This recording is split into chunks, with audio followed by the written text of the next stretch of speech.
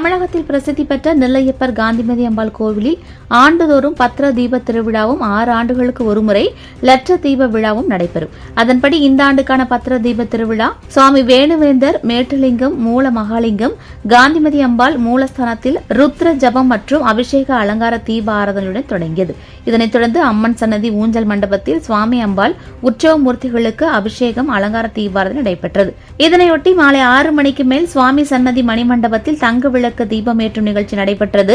இதனைத் தொடர்ந்து தங்க விளக்கு தீபம் சுடர்விட்டு ஒளி வீசும் பத்திர தீப விழாவையொட்டி காலை 11 மணிக்கு சுவாமி அம்பாள் உள்பட பஞ்சமூர்த்திகளுக்கு சிறப்பு அபிஷேகம் மற்றும் அலங்கார தீபாராதனை நடக்கின்றது.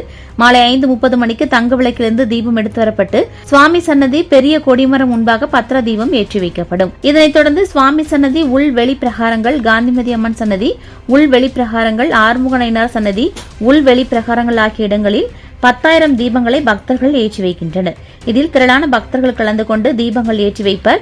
10,000 தீப ஒளியில் நெல்லையப்பர் கோவில் ஜொலிக்கும். இதனை திரளானோர் தரிசிப்பர். இதனைத் தொடர்ந்து சுவாமி அம்பாள் வெள்ளி ரிஷப வாகனத்திலும், விநாயகர் வெள்ளி மூஞ்சுரு வாகனத்திலும், சண்முகர் தங்க சப்பரத்திலும், சண்டிகேஸ்வரர் உள்ளிட்ட பஞ்சமூர்த்திகள் சிறப்பு அலங்காரத்துடன் சுவாமி சன்னதி வெளிப்பிரகாரம் சுற்றி வரும் வைபவம் இரவில் நடைபெறும். அதனைத் தொடர்ந்து வீதி உலா நடைபெறுகின்றது.